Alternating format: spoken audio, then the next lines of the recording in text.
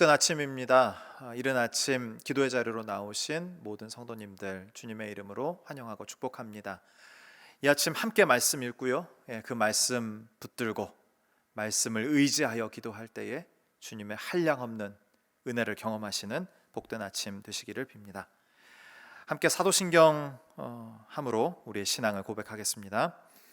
전능하사 천지를 만드신 하나님 아버지를 내가 믿사오며 그 외아들 우리 주 예수 그리스도를 믿사오니 이는 성령으로 잉태하사 동정녀 마리아에게 나시고 본디오 빌라도에게 고난을 받으사 십자가에 못 박혀 죽으시고 장사한 지 사흘 만에 죽은 자 가운데서 다시 살아나시며 하늘에 오르사 전능하신 하나님 우편에 앉아 계시다가 저리로서 산 자와 죽은 자를 심판하러 오시리라. 성령을 믿사오며 거룩한 공회와 성도가 서로 교통하는 것과 죄를 사하여 주시는 것과 몸이 다시 사는 것과 영원히 사는 것을 믿사옵나이다. 아멘. 찬송가 539장 너 예수께 조용히 나가 함께 찬양하겠습니다.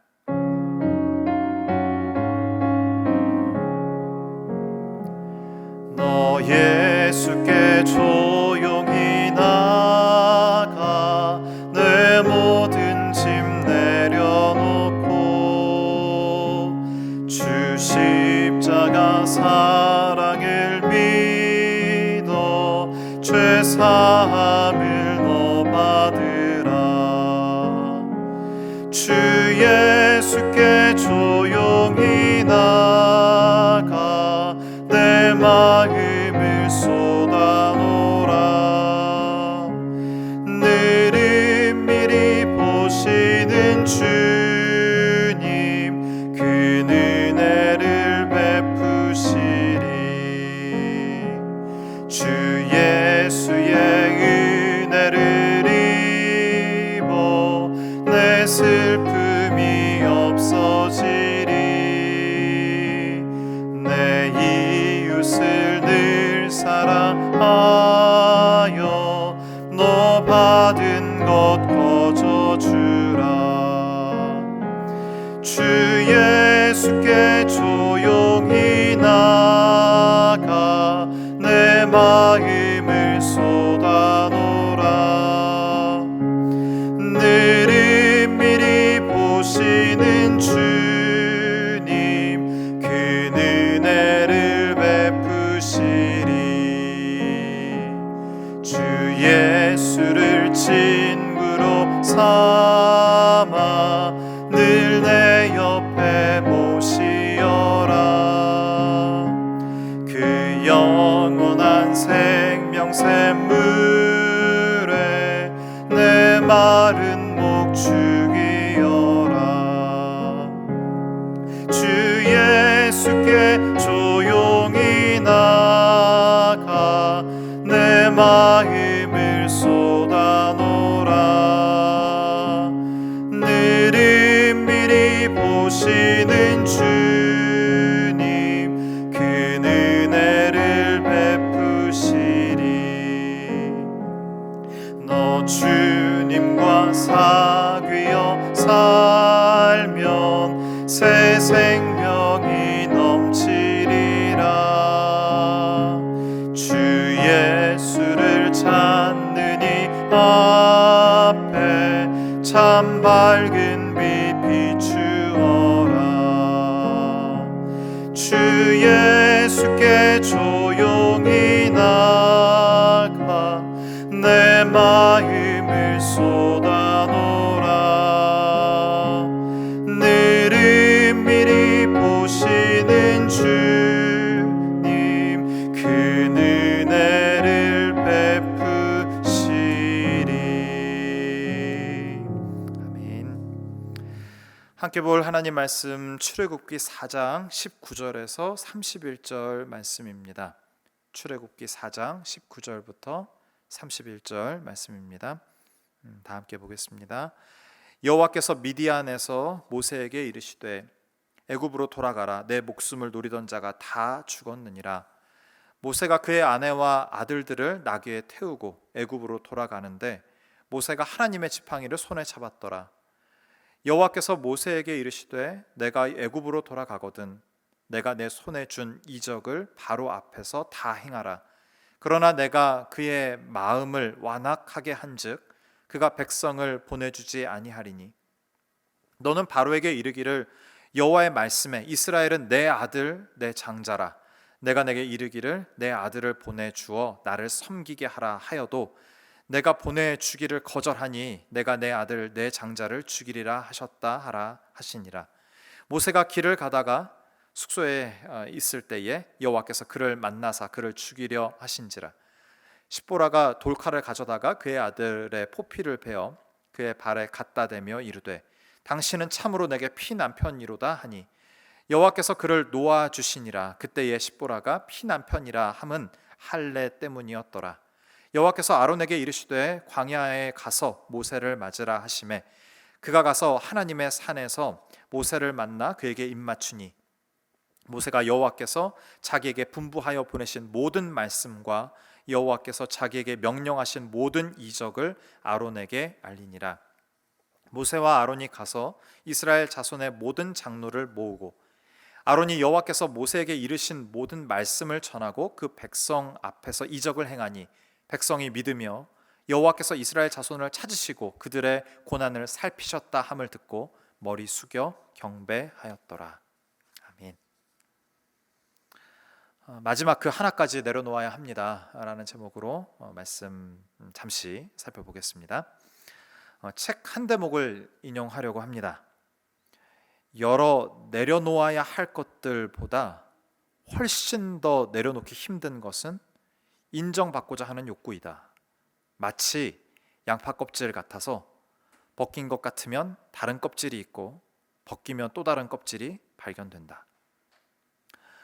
내려놓았다 싶을 때 다시 무언가를 움켜쥐고 있는 나를 발견합니다. 그런 삶의 태도가 문제의 원인임을 잘 알죠. 경험으로 잘 알지만 잘 되지 않습니다. 아는 것과 그렇게 사는 것은 별개의 문제입니다. 가장 힘겨운 것은 내려놓을 수 없다는 감정의 응어리인 거죠. 세상에 내려놓지 못할 것이 무엇이 있겠습니까? 그런데 내려놓으면 안 돼. 내려놓으면 절망이야. 내려놓으면 어떻게 될까라는 그 감정이 문제인 거죠. 내려놓으면 죽을 것 같은 그 감정이 우리를 더욱 어렵게 만드는 것 같습니다. 오늘 본문에는 내려놓을 수 없는 한 여인이 등장합니다. 그녀의 이름은 십보라입니다. 우리는 내려놓아야 마음이 평안해지고 상황이 풀려간다는 것을 알지만 끝까지 내려놓지 못하는 무언가가 있습니다. 저마다 그것은 다르겠지만 분명 그 무언가가 있습니다. 십보라, 그 이름의 의미는 작은 새입니다. 그녀는 결혼 전에는 자신의 아버지의 작은 새였을 겁니다. 얼마나 귀엽고 예쁨을 받았을까요? 이제 모세를 만나고요. 그 모세의 얼굴에 있는 그 어두움, 외로움, 그 고통을 나누고 싶고 또 회복시켜주고 싶은 그런 마음이 들었던 모양이죠. 모세와 결혼한 십보라는 이제 아버지의 작은 새에서 모세의 작은 새가 되었습니다. 남편의 변화된 모습도 보였을 겁니다. 간간히 웃기도 하고 삶이 안정되고 아이를 낳으면서 또한 행복을 누리면서 살았겠죠. 그런데 어느 날 그 남편이 못 볼 것을 보고 온 것처럼 사색이 되더니 이제 아들들에게 할례를 하려고 했단 말입니다. 보도 듣도 못한 방식으로 아이를 아프게 하려는 남편을 막아설 수밖에 없었습니다. 십보라는 남편을 사랑했습니다. 그렇지만 남편이 요구하는 것을 들어줄 수 없었던 거죠. 아이들이 아파하니까요. 십보라는 아내였지만 동시에 어머니였습니다. 미국 사우스 이스턴 신학교에서 선교학을 가르치고 있는 척 로리스라는 분이 계십니다.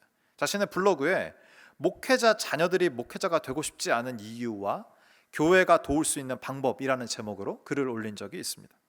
목록을 보면요, 목회자 자녀들이 목회자가 되고 싶지 않은 그 목록입니다. 사람들이 항상 당신을 보고 있다. 생각해 보십시오.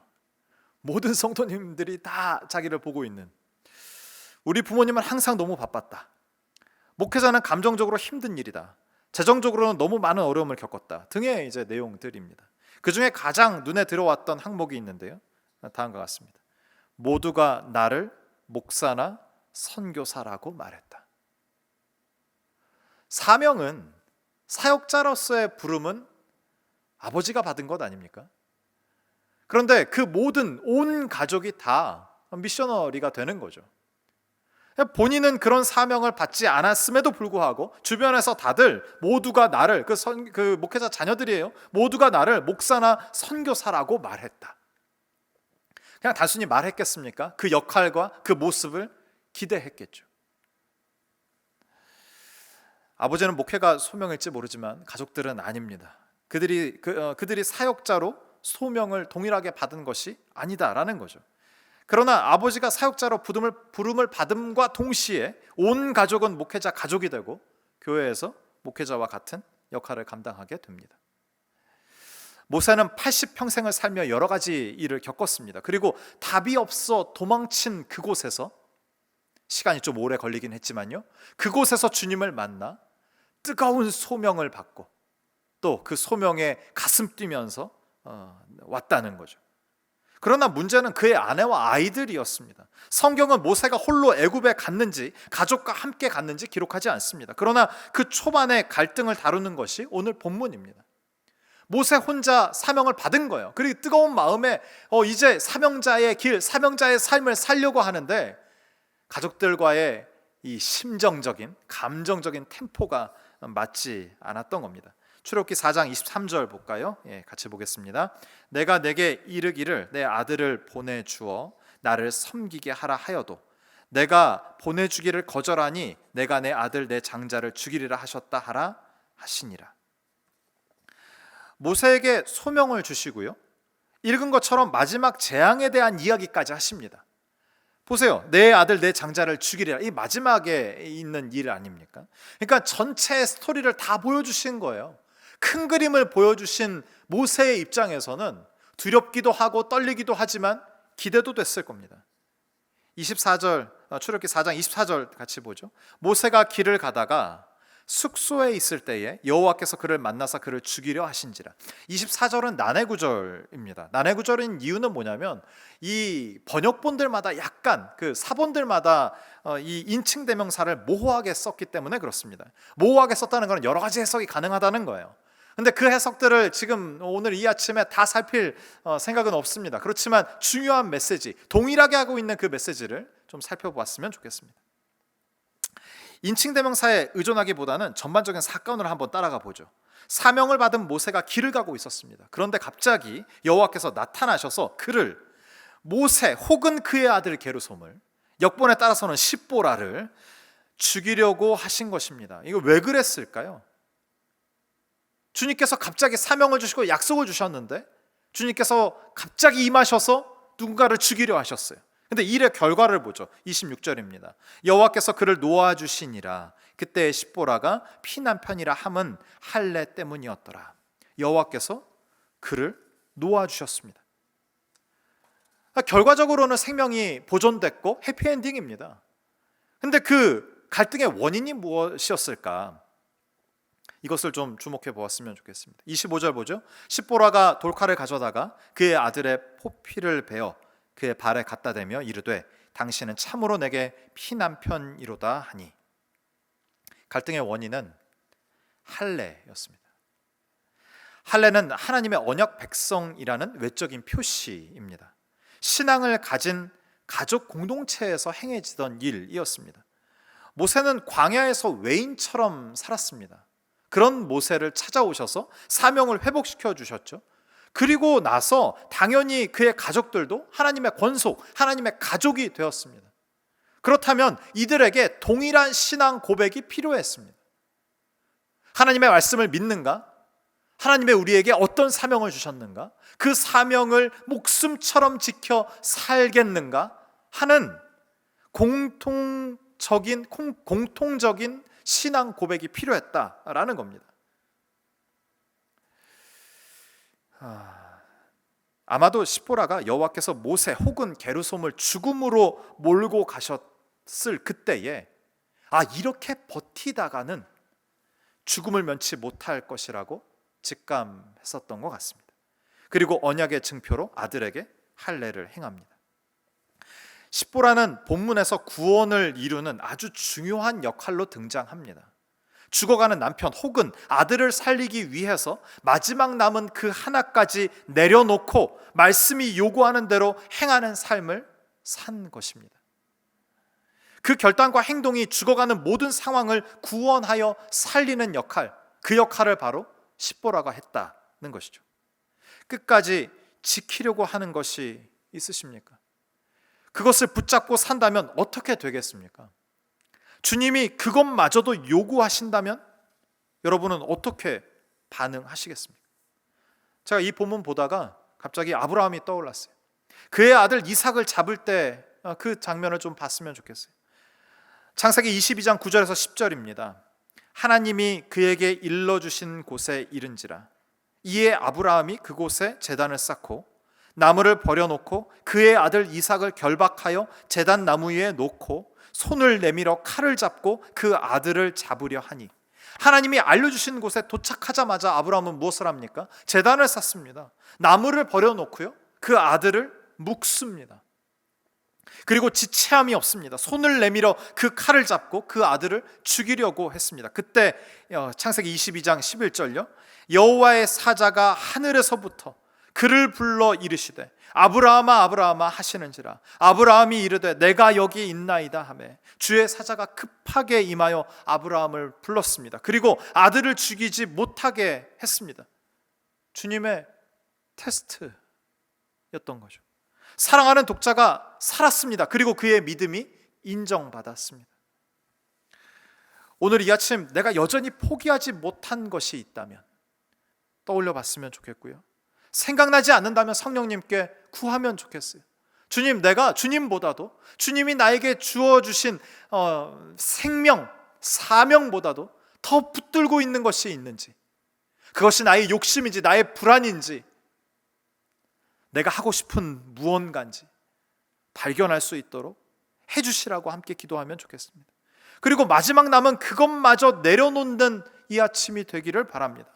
세상은 찾고 쟁취하고 얻어내고 가지라고 합니다. 그러나 우리는 오늘 이 아침 이 역방향으로 가보시자고요. 하나님이 말씀하신 그대로 내가 지키고자 하는 단 하나 남은 그것마저도 내려놓고, 내려놓을 때 주님께서 어떻게 살리시는지, 어떻게 인도해 가시는지 주님을 경험하는 복된 하루가 되기를 주님의 이름으로 축원드립니다. 다 함께 기도하겠습니다. 살아계신 하나님, 주님을 의지한다 말하지만 여전히 내가 붙들고 있는 무언가가 있습니다. 내가 할 수 있다는 확신 때문이기도 하고 어찌할 바를 모르는 불안이기도 합니다. 주님, 우리 모두를 불쌍히 여겨 주옵소서. 이 아침 내가 붙들고 있는 그 하나마저 내려놓을 때에 주님께서 놀랍게 회복시키시는 것을 경험하는 우리 모두 되게 하여 주시옵소서. 이 모든 말씀 예수님의 이름으로 기도하옵나이다. 아멘. 세 가지 기도 제목 가지고 함께 기도하면 좋겠습니다. 내려놓지 못한 그 무엇이 있다면 내려놓고 마음의 평안을 얻게 하소서. 내가 일하는 것이 아니라 주님의 일하심을 보게 하시고 더욱 풍성한 결과로 인하여 기뻐하게 하소서. 일만성도 파송운동을 통하여 우리 모두가 내가 하는 것이 아니라 주님의 일하심을 경험케 하소서. 같은 마음으로 함께 기도하고요, 개인 기도의 자리로 나아가겠습니다. 다 함께 기도하겠습니다.